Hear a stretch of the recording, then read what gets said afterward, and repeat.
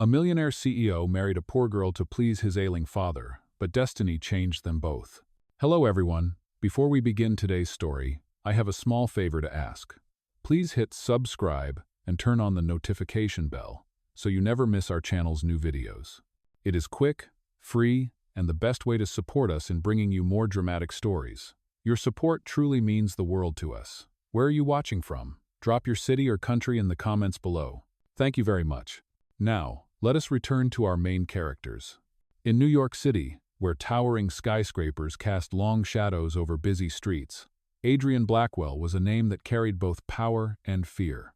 At 32 years old, he was already one of the youngest self-made millionaire CEOs in America. His empire stretched from finance to real estate, and his influence could turn rivals into dust with a single boardroom decision. Yet for all his wealth, Adrian stood helpless in the one place where money meant almost nothing, the hospital room, where his father was losing his battle with illness. Mr. Blackwell Sr. had built the family fortune from the ground up, a man known for his iron will and discipline.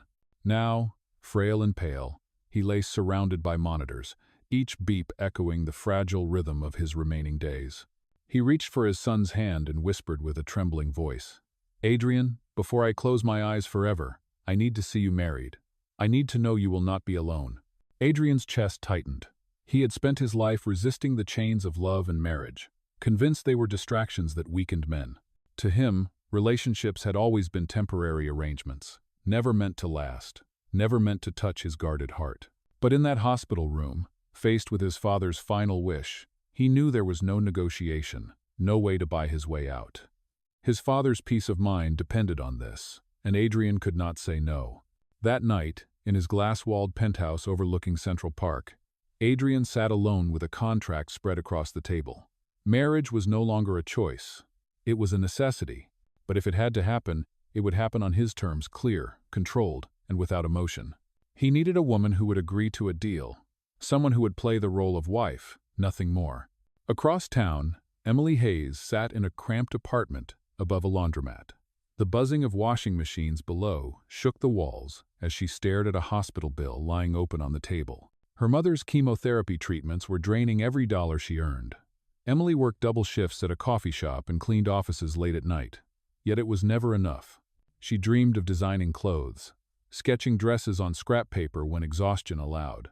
But those dreams were slipping further away under the crushing weight of medical debt. Fate, or perhaps desperation, pushed Adrian and Emily into the same room. He needed a wife to grant his father peace before death claimed him. She needed money to give her mother a fighting chance. Their deal was simple, cold, and binding. 1 year of marriage, public appearances as a loving couple, and a financial settlement large enough to erase Emily's debts. Emotions were forbidden, intimacy unnecessary. This was not a marriage, it was a contract. When Emily first slipped the diamond ring onto her finger, the weight of it felt unreal, as if she were stepping into someone else's life. To the world, she would be Mrs. Blackwell, wife of a man whose fortune and influence could silence entire industries. But behind the closed doors of his penthouse, she was nothing more than an actress in a carefully staged play, performing for the eyes of a dying man. What neither Adrian nor Emily could foresee was how fragile the line between performance and reality could be. The contract was meant to protect them, but every stolen glance and unplanned touch threatened to unravel the walls they had built. Their story did not begin with love. It began with ink on paper, with signatures that bound two strangers together. Yet destiny, unpredictable and relentless, was already waiting to test them both. Adrian Blackwell was a man who measured life in contracts, and this one was no different. Days after his father's request, he sat at the head of a mahogany table in his penthouse office, pen in hand, eyes sharp as he dictated the terms. Emily Hayes sat opposite him, her fingers nervously tracing the edge of the paper before her. The city skyline stretched out behind him like a silent witness to their bargain. "The marriage will last exactly 12 months, Adrian stated, his voice clipped, as though he were negotiating another business acquisition. "You will move into my residence immediately. Public appearances together will be mandatory. You will be expected to accompany me to social events, dinners, and family visits. In return, all medical expenses for your mother will be fully covered." At the conclusion of 1 year, you will receive the settlement we agreed upon." Emily listened, each word striking her like a gavel. Her mind flashed to the hospital bed where her mother lay weak and pale. This was not the life she had imagined for herself, but this contract could save the only person she had left. With a trembling breath, she asked softly, "And what about us? What if something changes?" Adrian's expression hardened. "This is not about us. There will be no intimacy beyond what is necessary to maintain appearances. No emotions, no complications. You are to play the role of my wife, nothing more. Do you understand?" Emily swallowed her pride and nodded. She had always fought to live on her own terms, but desperation left her no choice. With that, she signed her name on the dotted line, the ink binding her future to his. Adrian followed, his signature bold and final. In that moment, two strangers became husband and wife, not through vows, but through legal obligation. The next morning, the illusion began. Paparazzi cameras flashed as Adrian and Emily walked out of a courthouse hand in hand. Reporters shouted questions, desperate for a glimpse into the private life of New York's most guarded CEO. Adrian's grip on her hand was firm, almost possessive, though his face betrayed no emotion. Emily forced a smile, her heart racing as she realized the world now believed in their union. At the hospital, Mr. Blackwell, Sr.'s eyes glistened when he saw Emily at Adrian's side. For the first time in weeks, color returned to his cheeks.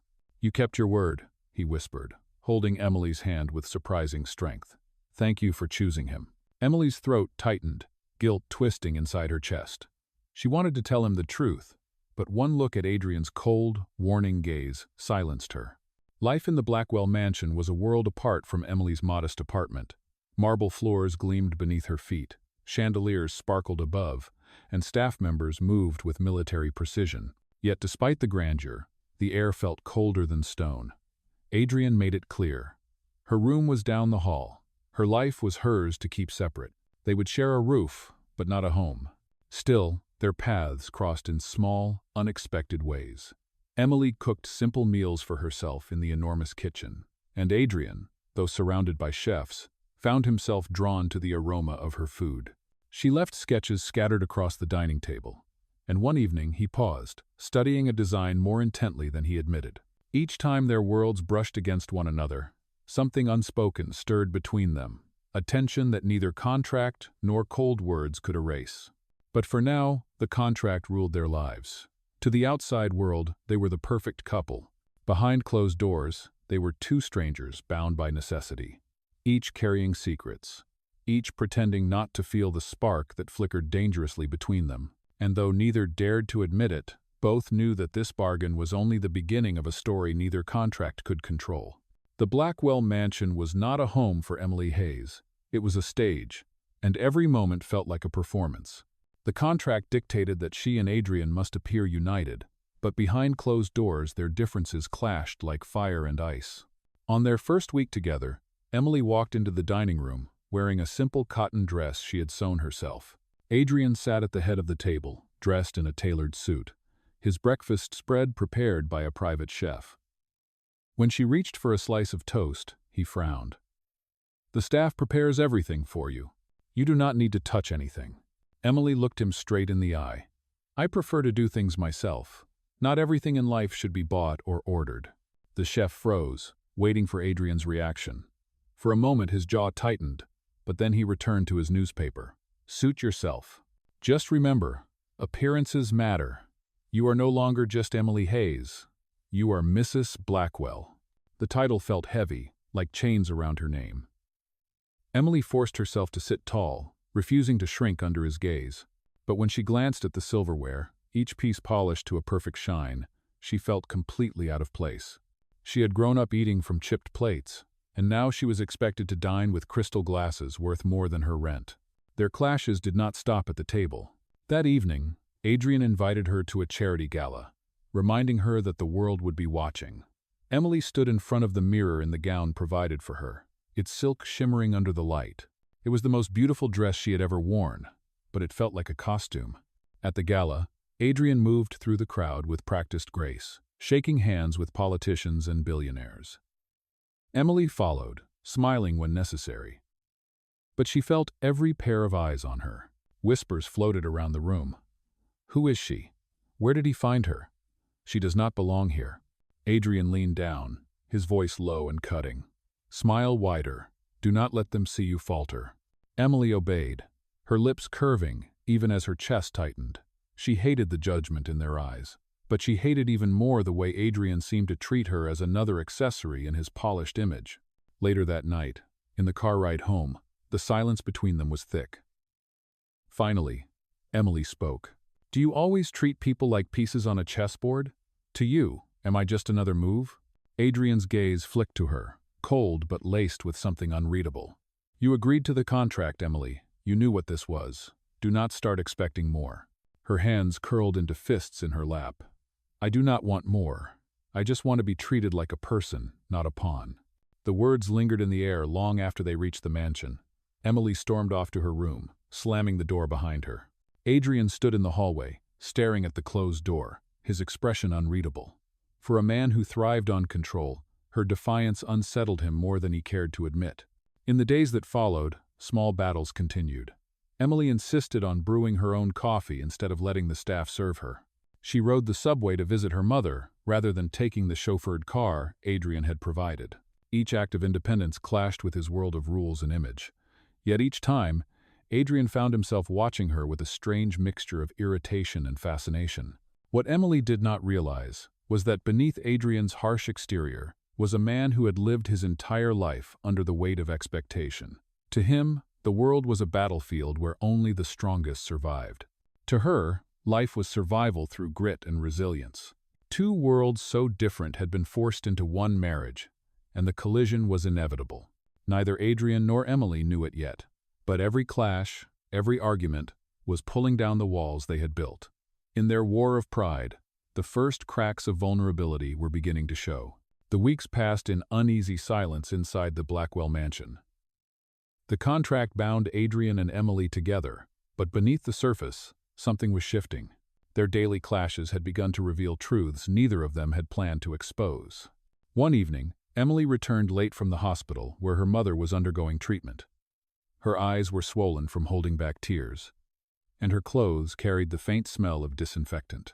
She slipped quietly into the kitchen, hoping to make herself a small meal before retreating to her room. To her surprise, Adrian was there, standing at the counter with a glass of whiskey in his hand. You are late, he said, his tone sharp but softer than usual. Emily did not flinch. The hospital called. My mother had a rough night. I stayed until she fell asleep. For a moment, Adrian said nothing. His usual mask of detachment slipped as he studied the weariness etched on her face. You should not exhaust yourself like this, he muttered, almost to himself. Emily's hands trembled as she reached for a plate. Exhaustion does not matter when it is someone you love. She is all I have left. Her voice cracked, and for the first time since signing the contract, tears spilled freely down her cheeks. Adrian's chest tightened. He had seen countless employees cry over lost jobs, investors panic over failed deals. But this was different. This was raw, unguarded pain. Emily, he began, his voice low. When my mother passed, I was only 12. My father never allowed me to grieve. He said weakness had no place in our family. I have not spoken of her in years, not to anyone. Emily looked up, startled. The man who seemed made of ice was confessing a wound buried deep in his past. You never cried for her? She asked softly. Adrian's jaw clenched, his eyes fixed on the amber liquid swirling in his glass. Not once. I learned early that emotions were liabilities, so I built walls, higher and stronger, every year. But watching my father fade away now, I am terrified. And I hate that I cannot admit it to him. I grow. The room fell silent. The CEO who ruled boardrooms with iron command was standing bare before her, stripped of armor. Emily stepped closer, her heart aching not for herself but for him. Adrian, grief is not weakness. It is proof that you loved. Pretending otherwise only turns the pain into chains. For a long moment, their eyes locked. In that fragile space, something shifted between them. Emily saw not the ruthless millionaire, but a man scarred by loss. Adrian saw not the poor girl trapped in his world, but a woman strong enough to carry both her burdens and his. Breaking the silence, Adrian spoke again, almost reluctantly. "You do not belong in this cold house. You do not belong in my world of contracts and lies. Yet somehow, you fit here more than I do."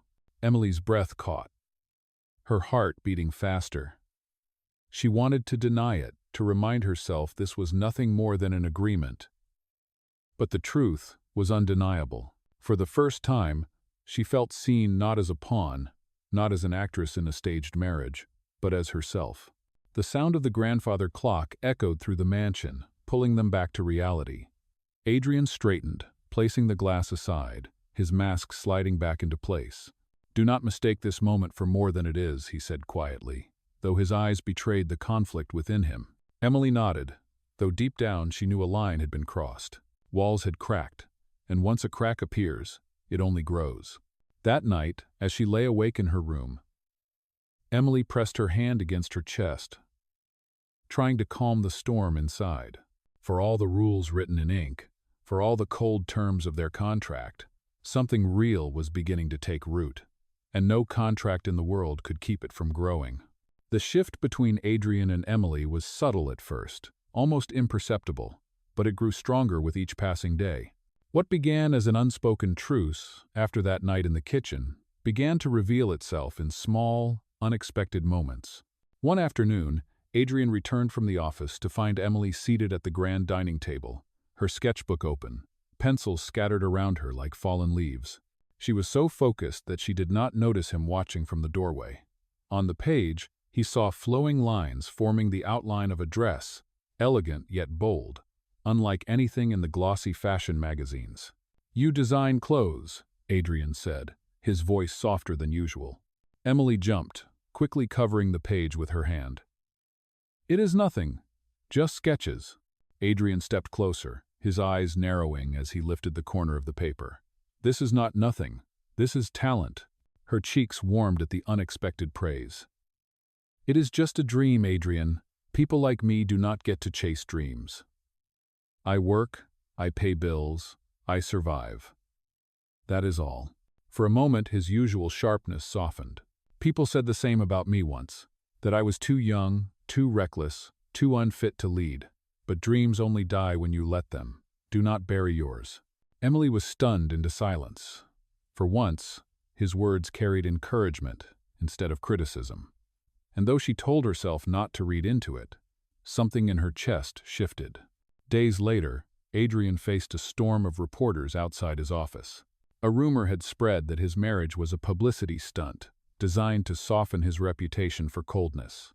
Microphones were shoved in his face, voices demanded answers. Adrian was used to controlling the narrative, but before he could respond, Emily stepped forward. "Our marriage is real," she said firmly, her voice steady even under the barrage of cameras. "Adrian is not the heartless man people make him out to be. He is strong, yes, but he is also loyal and kind to those who matter." 2. The crowd fell into stunned silence. Adrian turned to look at her, his jaw tight, but his eyes betrayed something else: surprise, admiration, and a flicker of pride. For the first time in his career, someone defended him, not for money, not for power, but from their own heart. That evening, back at the mansion, Adrian found her in the garden, standing beneath the glow of lanterns. He approached quietly. "You did not have to do that," he said. Emily turned, meeting his gaze. "Maybe not, but I wanted to. You protect everyone else by building walls. Someone has to protect you, even if just once." Adrian stared at her, words caught in his throat. Without thinking, his hand reached out, brushing a strand of hair from her face. The touch lingered longer than it should have. Emily's breath caught, her pulse racing. Neither spoke. The silence between them was charged, thick with emotions that no contract had accounted for. When Adrian finally pulled his hand back, his voice was low, almost hoarse. "This was never supposed to happen." Emily forced a small smile. "I know," but as she walked back into the house, her heart told her otherwise. Something had happened. Something real. Later that night, Emily fell asleep at her desk, her sketches scattered around her. Adrian passed by, intending to remind her about an upcoming event, but stopped when he saw her curled against the chair, pencil still in her hand. Carefully, he draped his jacket over her shoulders, lingering just long enough to feel the rise and fall of her breath. In that quiet moment, Adrian realized the truth he had been avoiding. Against every rule he had written, against every wall he had built, he was beginning to care. And once that door opened, no contract could close it again. The fragile peace that had begun to form between Adrian and Emily did not go unnoticed by the outside world. In fact, the closer they seemed, the more relentless the pressure became. Whispers had already spread through New York's elite circles, and soon they grew into accusations that threatened to tear apart everything they had built, real or staged. It began with a tabloid headline splashed across newsstands: "Blackwell's Bride, Love or Lies." The article dissected their marriage with cruel precision, pointing out the contrast between Adrian's immense fortune and Emily's humble background. Old photographs of Emily working at the coffee shop and cleaning offices were published, framed as evidence that she had married him for money. At the breakfast table, Adrian tossed the newspaper down, his jaw tight. "They are vultures," he muttered.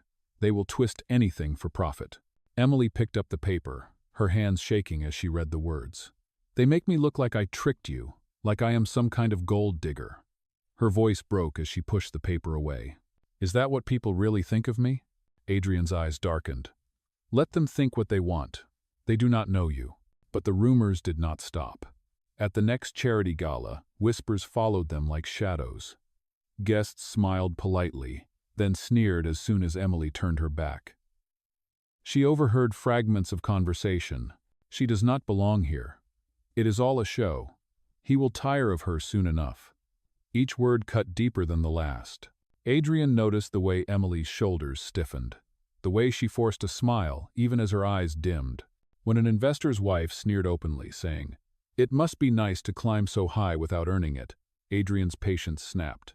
He wrapped his arm around Emily's waist and said coldly, "Careful, you are speaking about my wife, and she has more dignity than this entire room combined." The room fell silent, but the damage had already been done. Later that night, Emily sat alone in her room, tears streaming down her face. Adrian knocked once before entering. "Emily," he began, but she shook her head. "You do not understand," she whispered. "I grew up hearing people call me worthless. I fought so hard to survive, to keep my mother alive. And now, no matter what I do, they all look at me like I am nothing. Maybe they are right. Maybe I do not belong here." Adrian stepped forward, his voice firm. "Do not say that. You belong wherever you choose to be. You belong here, with me." His words hung heavy in the air, more vulnerable than he had intended. But the storm outside their mansion walls was only growing stronger. Reporters camped at their gates. Online forums buzzed with speculation. Former acquaintances from Emily's past came forward, spinning stories to sell to tabloids. Even the company's board of directors began questioning whether Adrian's marriage was hurting the Blackwell image. In one tense meeting, a senior board member leaned forward and said, "Your personal life is beginning to affect shareholder confidence. If this continues, we may have to intervene." Adrian's fists clenched under the table. "My personal life is none of your concern. I built this empire, and I will not let anyone dictate who I marry." When he returned home that evening, he found Emily in the garden, staring at the stars. She turned to him, her face pale. "Adrian, what if your board forces you to choose between me and your company? What then?" For the first time, he did not have an immediate answer. The silence stretched between them, louder than any argument. Emily's heart sank, and she whispered, "That is what I thought." She turned away, leaving him standing alone under the night sky, torn between the empire he had built and the woman who was slowly becoming his world. The contract had been designed to keep them safe from emotions. But now, with the world closing in and doubts seeping between them, it was emotions, not ink, that threatened to destroy everything. The weight of the rumors and the pressure from every direction became too much for Emily to carry. She tried to stand tall, but each whisper, each cruel headline, chipped away at her strength. One evening, after another tense day of cameras flashing at the mansion gates, she made a decision that broke her own heart. Emily removed the diamond ring from her finger, staring at it as tears blurred her vision. The ring that once felt like a chain now felt like a promise she could not keep. She placed it on Adrian's desk, her hand trembling and left a single note beside it. "You gave me everything, but I cannot be the reason your world collapses. I am walking away before it destroys us both." 2. When Adrian returned home that night, he saw the empty space on her hand, the ring glinting under the lamp, and the note written in her delicate handwriting. For the first time in years, he felt something he could not control: panic. He stormed through the house, searching for her, calling her name, but her room was empty. She was gone. He stood in the silence of the mansion, gripping the ring tightly in his palm. For a man who had always built his life on contracts and certainty, the thought of losing her tore through him like nothing else ever had. Rage, confusion, and fear collided in his chest. He had told himself she was just part of a deal, but her absence revealed the truth he had been too proud to admit. He loved her. At that very moment, Adrian's phone rang. It was the hospital. His father's condition had worsened, and they were unsure how much time remained. Adrian's heart sank. He was losing the two people who mattered most to him, one by choice and one by fate. He rushed to the hospital, but even as he sat at his father's bedside, holding the frail hand that had once built an empire, his thoughts were consumed by Emily. The woman who had walked into his life through a contract was now the only person who could fill the emptiness that threatened to swallow him whole. That night marked the breaking point. The contract was in ruins, the lies had collapsed, and the truth was laid bare. Adrian could have everything: wealth, power, an empire, but without Emily, it all felt hollow. He knew he had to find her, to fight for her, not as a CEO bound by contracts, but as a man who could no longer deny his heart. The hospital room was dim, lit only by the glow of monitors. Adrian sat by his father's bedside, his thoughts torn between the frail man before him and the empty space where Emily once stood. Mr. Blackwell Sr. opened his eyes, his voice weak but steady. "She is gone, is she not?" Adrian froze, then lowered his head. "Yes, I drove her away. I thought I could keep my heart out of this, but I was wrong." His father coughed, a faint smile tugging at his lips. "Son, do you think I did not know? From the beginning, I knew this marriage was not built on love, but I watched the way she cared for me, the way she softened you. That girl is no fraud. She is the truth you have been running from." Adrian's chest tightened. "You knew? Why did you not say anything?" "Because some lessons a man must learn himself," his father whispered. "I wanted you to see that love is not weakness. It is the only thing that makes all of this worth it." The words struck Adrian deeper than any business failure ever could. He realized his father had seen through everything: the contract, the pretense, even Adrian's fear of vulnerability. And still, he had chosen to believe in Emily. The next day, Adrian called a press conference. The media swarmed, eager to feed on scandal. Cameras flashed, microphones pushed forward, and whispers filled the air. Adrian stood tall at the podium, his expression grave but resolute. "There has been speculation about my marriage," he began. "Yes, it started as a contract. Yes, it was not born from love. But somewhere along the way, something changed. I fell in love with her. Not because of wealth, not because of status, but because of who she is. And if the world cannot accept that, so be it. I will." The room erupted in chaos, but Adrian's words rang louder than the noise. For the first time, he had abandoned control, stripped himself bare before the world. As the broadcast reached televisions across the city, Emily watched from her mother's hospital room. Her hands shook as she heard his voice, his confession echoing through the small space. Tears filled her eyes. He had risked everything: his image, his empire, just to tell the truth. For the first time since she left, Emily felt the weight in her chest lift. Maybe, just maybe, this was no longer about a contract. Maybe it was about love that had fought its way through every lie. The morning after Adrian's public confession, the world buzzed with divided opinions. Some mocked him for admitting the truth, while others admired his courage. But none of that mattered to him. He had laid everything bare, and now there was only one thing left to do: find Emily. He drove to the hospital where her mother was still receiving treatment. Emily stood by the window of the small room, her back turned as she adjusted the blanket around her mother's shoulders. When she heard the door open, she froze. Slowly, she turned, her eyes meeting Adrian's. For a moment, neither spoke. Then Adrian stepped forward, holding the diamond ring she had left behind. "Emily," he said, his voice unsteady. I once believed love was a weakness. I thought I could control it, contain it, write it into a contract. But I was wrong. Loving you has been the only thing that made me stronger. Tears filled Emily's eyes, her hands trembling. You stood in front of the whole world and told them the truth. Why would you risk everything for me? Adrian's gaze softened. Because without you, all of this, my company, my wealth, my empire, means nothing. You gave me more than a marriage.